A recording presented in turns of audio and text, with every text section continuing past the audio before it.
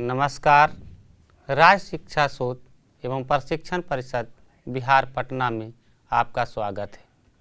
तो बच्चों, हम लोग सप्तमः पाठ शशः सिंह कथा को देख रहे हैं।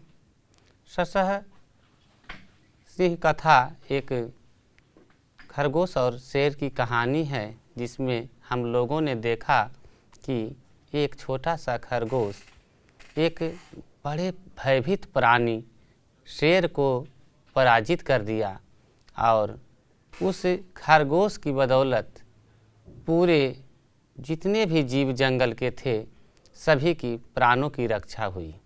तो बुद्धिर्यस्य बलम तस्य, जिसके पास बुद्धि होता है उसी के पास बल होता है। यह कहानी यही दर्शाता है। तो इस कहानी के माध्यम से हम लोगों ने देखा कि बुद्धि का प्रयोग करना चाहिए, न कि सभी जगह हम बल का प्रयोग करें। जहाँ बल का प्रयोग होना है वहाँ बल का प्रयोग करें, जहाँ बुद्धि का प्रयोग होना है वहाँ बुद्धि का प्रयोग करें।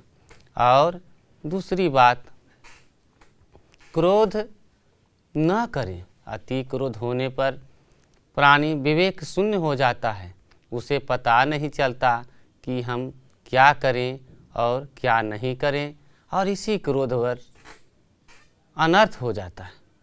क्रोध की अधिकता होने पर प्राणियों की अनर्थता की ओर ले जाना, यह इससे सीख हमें देता है। तो बच्चों, इस कहानी के माध्यम से जो हम लोग कुछ सीखे, उसके बाद शब्दार्थ देखे और शब्दार्थ के पश्चात हम लोग व्याकरण भाग देखे, जिसमें देखे कि दीर्घ संधि विसर्ग संधि किस तरह से होता है। अकार की मात्रा अ और अ जुड़ने पर आ हो जाता है। यहाँ यही दिखाया गया है कि अ जोड़ अ बराबर आ, अ जोड़ आ बराबर आ जोड़ अ बराबर आ, अर्थात दीर्घ संधि की बात की गई। उसके बाद हम लोगों ने प्रश्नोत्तरी में पंचमी विभक्ति को देखा। लट लकार, लिरिट लकार, लंग लकार भूतकाल, लंग लकार भूतकाल, लिरिट लकार भविष्यत काल के वाक्यों को देखा। उसके बाद हम लोग अब चलते हैं अगले प्रश्न की ओर। पांचवा प्रश्न है, इन वाक्यों में रिक्त स्थानों को सही शब्दों से भरें। रिक्त स्थान का मतलब जो दिया हुआ है चिन्ह, छोटा छोटा बिंदु, वह रिक्त स्थान है। इधर वाक्य इस प्रकार से बनेगा कि एकस्मिन् रिक्त स्थान एकः भयंकरः सिंहः वसति स्म। खाली स्थान है, क्या जब भराएगा वह देखेंगे। दूसरा है सर्वे पशवः रिक्त स्थान अभवन्। तीसरा तदा सिंहः रिक्त स्थान इति अवदत्। चौथा सः विलंबेन सिंह समीपम रिक्त स्थान। पांचवा रिक्त स्थान बलम तस्य। तो पहले हम लोग प्रश्न 1 को देखते हैं कि एकस्मिन् के जो रिक्त स्थान है उसमें कौन सा वाक्य बनेगा और कौन सा शब्द चयन होकर रिक्त स्थान पर भरा जाएगा। एकस्मिन् वने एकः भयंकरः सिंहः वसति स्म। एक वन में, वने सप्तमी विभक्ति, एक वन में एक भयंकर सिंह रहता था। इसका अर्थ इस प्रकार हुआ, वाक्य बन गया कि एकस्मिन् वने एकः भयंकरः सिंहः वसति स्म। एक वन में एक भयंकर सिंह रहता था। दूसरा देखते हैं, सर्वे पशवः भीताः अभवन्। भीताः, यहाँ रिक्त स्थान में हम लोग ने किस शब्द को भरे? भीताः। भीताः का मतलब भयभीत, डरना। सर्वे सभी, पशवः पशु बहुवचन, भीताः भयभीत हुए, अभवन हुए। सर्वे पशवः भीताः अभवन, सभी पशु भयभीत हुए, मतलब सभी पशु डरे हुए थे। तीसरा है तदा सिंहः आम इति अवदत्। आम खाने वाला आम नहीं, पहले भी हम बता चुके हैं, आम म हलंत होता है। तदा सिंह आम इति अवदत्, तब सिंह, आम का मतलब हाँ, आम हाँ। तदा सिंह आम इति अवदत्, तब सिंह हाँ बोला।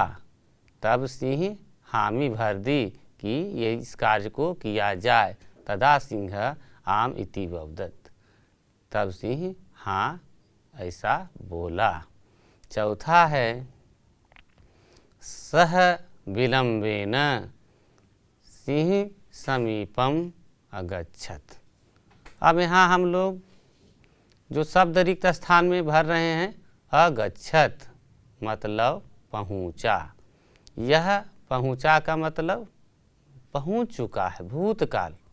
पहुँचा भूतकाल। संस्कृत में इसे लंग लकार कहते हैं, संस्कृत में लंग लकार भूतकाल। सह विलंबेन सिंह समीपम अगच्छत्, वह देर से सिंह के नज़दीक पहुँचा। अगच्छत् पहुँचा, तो इस तरह से चौथा में हम लोग अगच्छत् शब्द भरे। इसका अर्थ हुआ कि सह विलंबेन सिंह समीपम अगच्छत्, वह देर से सिंह के नज़दीक गया। कौन गया? तो खरगोश। खरगोश देर से पहुंचा था। आगे पांचवा प्रश्न है रिक्त स्थान बलम तस्य। बुद्धिरस्य बलम तस्य। बुद्धिरस्य, यहाँ रिक्त स्थान में हम लोग बुद्धिरस्य शब्द का चयन किए, उसी से भरे। बुद्धिरस्य बलम तस्य, जिसके पास बुद्धि है उसके पास बल है। तो बुद्धिरस्य बलम तस्य, तो बच्चों हम लोगों ने एक एक करके जो स्थान पर जिस शब्द का चयन करना था उसको भर करके वाक्य को बनाए और उसका अर्थ जाने। अब चलते हैं अगले प्रश्न की ओर। छठा प्रश्न है संस्कृत में अनुवाद करें। संस्कृत में अनुवाद करें। पहले पढ़ लेते हैं। पहला है जंगल में एक सिंह था। जंगल में एक सिंह था। था का मतलब आसित। पहले भी हम लोग जान रहे थे कि एक जब रहता है तो आसित होता है, बहुत से रहते हैं आसन। दूसरा, वह इच्छा अनुसार भोजन करता है। यहाँ देखिए कि पहला प्रश्न जो हम लोग देख रहे थे वह भूतकाल का था। पहला प्रश्न भूतकाल लंग लकार, और दूसरा जो है वह इच्छा अनुसार भोजन करता है। यहाँ ता है, भोजनम करोति, भोजन करता है। वर्तमान काल को संस्कृत में लट लकार कहते हैं। वर्तमान काल को संस्कृत में क्या कहते हैं? लट लकार। और भविष्यत काल को लिरिट लकार, और भूतकाल को लंग लकार। यहाँ तीसरा देख रहे हैं गुस्सा मत करो। करो का मतलब कुरु, गुस्सा मत करो। कुरु मतलब करना, करो। यह है आदेशात्मक वाक्य है। चौथा है वह गुफा में रहता है। तिष्ठति, रहता है तिष्ठति, वह गुफा में रहता है। पाँचवा है जिसके पास बुद्धि है उसी के पास बल है। पाँचवा जिसके पास बुद्धि है उसी के पास बल है। तो अब देखते हैं कि इसका संस्कृत में अनुवाद एक एक करके किस प्रकार से होगा। जंगल में एक सिंह था, वने एकः सिंह आसीत्। वने मतलब जंगल में, एकः एक, सिंह सिंह, आसीत् था, जंगल में एक सिंह था। दूसरा, वह इच्छा अनुसार भोजन करता है। सः इच्छानुसारेण भोजनं करोति। सः मतलब वह इच्छानुसारेण अपने इच्छा के अनुसार भोजन करता है। इस पाठ में शेर जो है वह अपने इच्छा के अनुसार भोजन करता है। सह उसी के लिए प्रयोग हुआ है। गुस्सा मत करो। तीसरा, गुस्सा मत करो। इसका अनुवाद होगा क्रोधम मतलब गुस्सा, मा मतलब मत, कुरु मतलब करो। क्रोधम मा कुरु, गुस्सा मत करो। चौथा है वह गुफा में रहता है। वह कहाँ रहता है? वह गुफा में रहता है। सह गुह्याम तिष्ठति। सह वह गुहायाम गुफा में तिष्ठति रहता है। गुफा में कौन रहता है?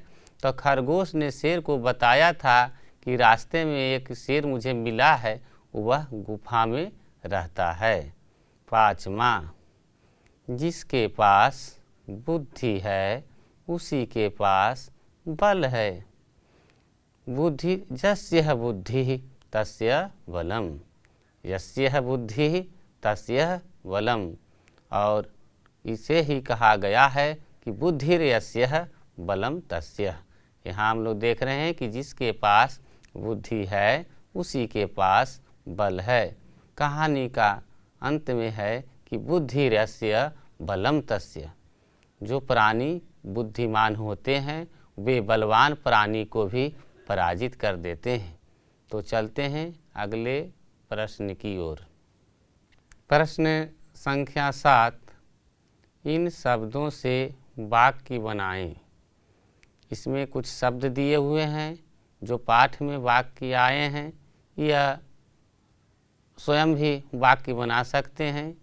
पहला है भयंकर, दूसरा सिंह, तीसरा तदा, चौथा वने, पांचवा बुद्धिमान और छठा है कुत्र। भयंकर का अर्थ होता है भयंकर। भयंकर का अर्थ होता है भयंकर। अब इस पर वाक्य बनाते हैं कि भयंकर सिंह वने वसति। भयंकर सिंह वन में रहता है। तो बच्चों इस पे प्रश्न उठ सकता है कि भयंकर सिंह कहाँ रहता है? तो हम लोग कहेंगे कि भयंकर सिंह वने वसति। सिंह भयंकर आसीत्। सिंह भयानक था। सिंह भयंकर था। तो सिंह कैसा था? प्रश्न पूछा जाता है कि सिंह कैसा लगता है देखने में? तो सिंह भयंकर आसीत्। सिंह भयंकर था। तदा तब, तदा सह वनम अगच्छत। तदा तब सह वह वनम वन जंगल, अगच्छत मतलब पहुँचा। तदा सह वनम अगच्छत वह वनम का वने होना चाहिए। तदा सह वने अगच्छत, वह तब वन में पहुँचा। वने मतलब वन में, वने का अर्थ होता है वन में। वने पशवः वसन्ति, वन में पशु, बहुत सारे पशु वसन्ति मतलब रहते हैं। वने पशवः वसन्ति, वन में पशु रहते हैं। वन में कौन रहते हैं? तो पशु रहते हैं। इस वाक्य के अनुसार वने पशवः वसन्ति। बुद्धिमान मतलब बुद्धिमान। बुद्धिमानः विजयी भवति, बुद्धिमान विजयी होते हैं। बुद्धिमान विजयी होते हैं। बुद्धिमानः विजयी भवति मतलब कहने का तात्पर्य है कि जो लोग बुद्धिमान होते हैं वे अपनी बुद्धि के बदौलत सदा विजयी होते हैं। बुद्धिमान व्यक्ति परिश्रमी होते हैं और वे सदा विजय को प्राप्त करते हैं। भवति मतलब होता है, विजयी मतलब विजय प्राप्त करना। बुद्धिमान का मतलब बुद्धिमान व्यक्ति, बुद्धिमान पशु या कोई भी बुद्धिमान प्राणी। कुत्र कहाँ, कुत्र त्वं गच्छसि, तुम कहाँ जाते हो। कुत्र त्वं गच्छसि, तुम कहाँ जाते हो। तो इस वाक्य में हम देख रहे हैं कि त्वं के साथ गच्छसि लगा हुआ है। त्वं के साथ क्या है? गच्छसि। सह के साथ होता है गच्छति, गच्छति, गच्छतः, गच्छन्ति, गच्छसि, गच्छथः, गच्छथ, गच्छामि, गच्छाव, गच्छाम। यहाँ तुम है तो तुम के साथ हो गया गच्छसि। एक बार देख लेते हैं कि भयंकर सिंह कहाँ रहता था या कहाँ रहता है। तो वह वन में, इसे याद रखेंगे। सिंह कैसा होता है? सिंह भयंकर होता है। सिंह कैसा था? सिंह भयंकर था। तब वह वन में पहुँचा। वन में बहुत से पशु रहते हैं। बुद्धिमान विजयी होते हैं। तुम कहाँ जाते हो। चलते हैं अगले प्रश्न की ओर। तो ससह सिंह कथा, यह जो कहानी है, इस कहानी से क्या शिक्षा मिलती है? 5 वाक्यों में लिखें। तो बच्चों, कहानी तो पूरा आप लोग सुन लिए। अब हम आशा करते हैं कि आप लोग भी इस कहानी के बारे में 5 वाक्य में तो अच्छी तरह से लिख सकते हैं। 5 वाक्य में इस कहानी का सार लिखना है और देखते हैं कि हम क्या लिख सकते हैं। खरगोश और सिंह की कहानी से हमें शिक्षा मिलती है कि जिसके पास बुद्धि है उसी के पास बल है। जहाँ बल से काम नहीं हो वहाँ बुद्धि का प्रयोग करना चाहिए। छोटे शरीर वाले भी यदि बुद्धिमान हो तो बलशाली पर विजय प्राप्त कर सकता है। बल का घमंड नहीं करना चाहिए। गुस्सा करने से बुद्धि मारी जाती है। तो 5 वाक्य यहाँ हम लोग देख लिए खरगोश की कहानी से। तो क्या क्या देखे? मूलतः इस कहानी से हमें क्या शिक्षा मिलती है, इसी बात को यदि हम लोग लिख लेते हैं तो 5 वाक्य हो जाता है। तो पुनः मैं बता देना चाहता हूँ कि इस कहानी से हमें शिक्षा मिलती है कि बुद्धि का प्रयोग से बल पर विजय प्राप्त हो सकता है। जिस तरह से यह कहानी में दर्शाया गया, यह कहानी पंचतंत्र से लिया गया है। पंचतंत्र के लिखने वाले श्री विष्णु शर्मा हैं। अनेकों ज्ञानप्रद कहानियाँ इसमें भरे हुए हैं और शिक्षा मिलती है कि जिसके पास बुद्धि है उसी के पास बल है। समय समय पर बुद्धि का प्रयोग करना चाहिए।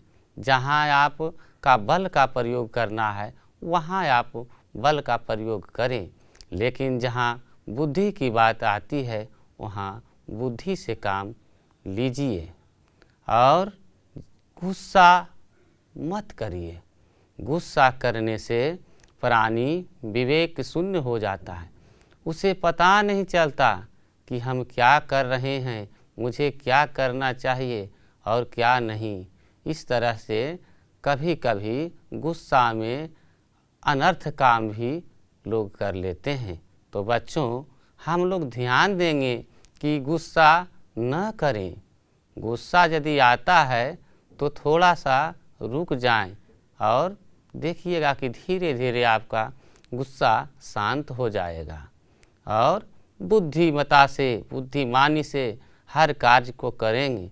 जिस तरह से हम अभ्यास प्रश्न इत्यादि को देखते हैं, अपने बुद्धिमानी से उस अभ्यास पाठ को बार बार करते हैं, दोहराते हैं, देखते हैं, तो वह स्वतः ही याद हो जाता है और हमें पता भी नहीं चलता कि किस तरह से इसे हमने याद कर लिया है।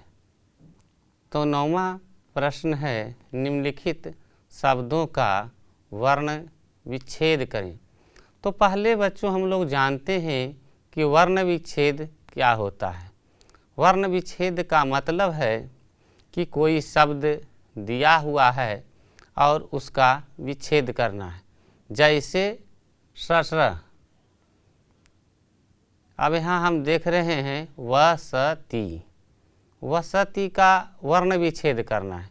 वर्ण को अलग अलग करना है कि कौन कौन से वर्ण से वसती शब्द बना है।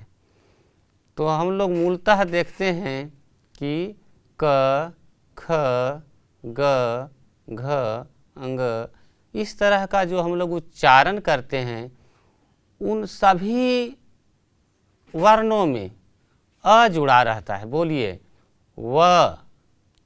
जब हम व कहते हैं तो व में भी अ जुड़ा है। स, तो स में भी अ जुड़ा है। अब यहाँ है ती, मतलब छोटी ती, हर्ष से हर्ष ई लगेगा, तो इसमें क्या जुड़ा है, ई जुड़ा हुआ है। तो वह हलंत, यहाँ जब भी संस्कृत में देखेंगे कि कोई वर्ण या अक्षर के नीचे एक छोटा सा चिन्ह लगा होता है उसे हलंत कहते हैं। और जिन वर्णों के साथ हलंत का प्रयोग होता है उसे व्यंजन वर्ण कहते हैं। जिस तरह से क में हलंत लगा है तो वह हो गया व्यंजन वर्ण। क हलंत अ, क हलंत जोड़ अ बराबर क। ख हलंत जोड़ अ बराबर ख। इसी तरह से सभी व्यंजन वर्ण जो हैं वह स्वर की सहायता से जुड़कर ही बने हैं। तो अब वसती, पहला क्या था शब्द, वसती। तो वसती का हम लोग वर्ण विच्छेद करते हैं। व हलंत जोड़ अ जोड़ स हलंत जोड़ अ जोड़ त हलंत जोड़ ई। इस तरह से व जोड़ अ बराबर व, स हलंत जोड़ अ बराबर स, त हलंत जोड़ ई बराबर ती, वसती, वसती। अब दूसरा है गच्छतु, गच्छतु। अब इसका देखते हैं कि वर्ण विच्छेद किस प्रकार से होगा। तो बच्चों देखो, ग हलंत जोड़ अ ग, च हलंत जोड़ छ, च छ संयुक्त जोड़ अ, अब हो गया च छ संयुक्त जोड़ त जोड़ हरस उ छोटा उ हरस उ। तो ग हलंत अ ग च हलंत जोड़ छ जोड़ अ छ हो गया आधा छ गच्छ अत जोड़ उ गच्छतु गच्छतु। तो देखते हैं ग में क्या है। अब इसमें हम देख रहे हैं क्रमशः, क्या है क्रमशः। इसमें कितने वर्ण हैं वह देखेंगे और वह किस तरह से जुड़ा है। क हलंत जोड़ र हलंत जोड़ अ क्र, क हलंत जोड़ र हलंत जोड़ अ क्र, म हलंत जोड़ अ म क्रम, स हलंत जोड़ अह हो गया सह क्रमशः। क्रमशः के बनाने में कितने वर्ण लगे। क हलंत 1 र हलंत 2 अ 3 म हलंत 4 अ 5 तालाबे स हलंत 6 और अह हो गया कितना हो गया 7। तो 7 वर्ण मिला करके बना है क्रमशः। अब यहाँ देख रहे हैं एकस्मिन, क्या है एकस्मिन। तो इसका वर्ण विच्छेद किस तरह से होगा। ए जोड़ क हलंत जोड़ अ जोड़ स हलंत जोड़ म जोड़ ई जोड़ न हलंत, क्योंकि एकस्मिन के अंत में न ही है। तो ए धन क हलंत धन अ धन स हलंत धन म हलंत जोड़ ई जोड़ न हलंत। यहाँ जोड़ कहें या धन कहें जोड़ ही होगा।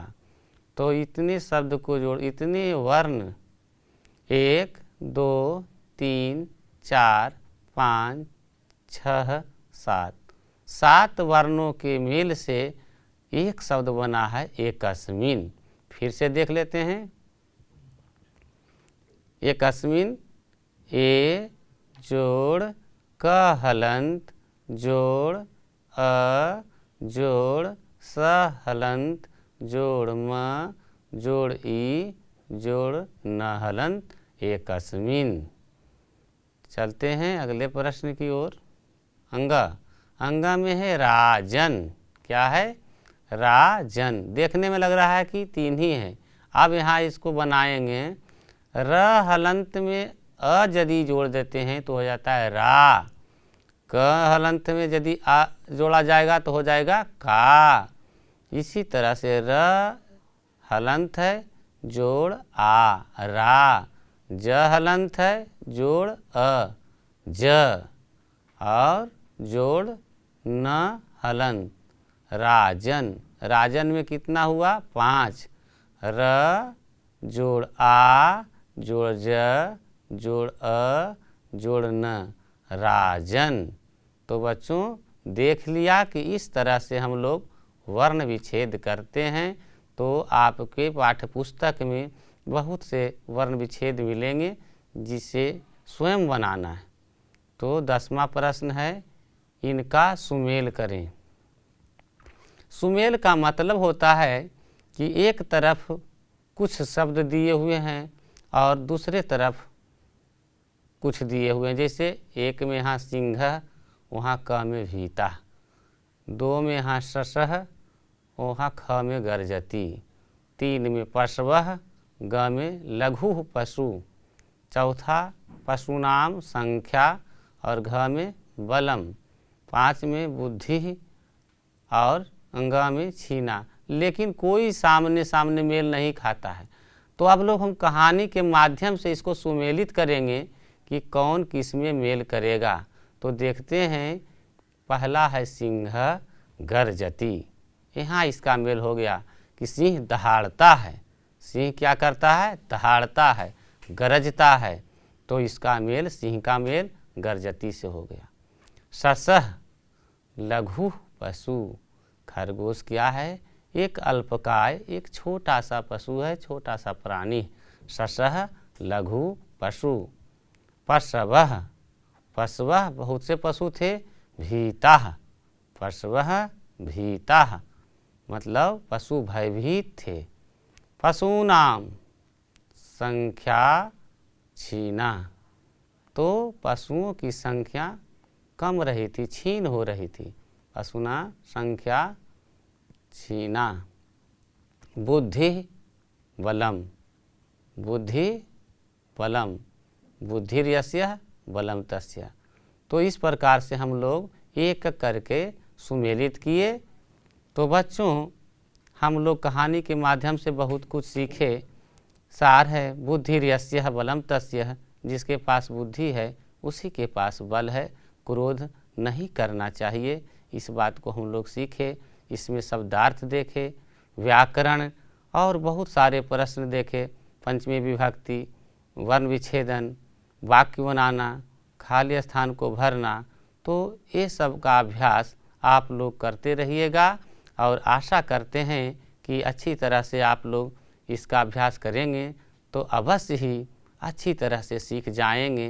तो इन्हीं शब्दों के साथ इस वर्ग कक्ष को आज समाप्त करते हैं। फिर मिलते हैं अगले वर्ग कक्ष में। तब तक के लिए नमस्कार, धन्यवाद।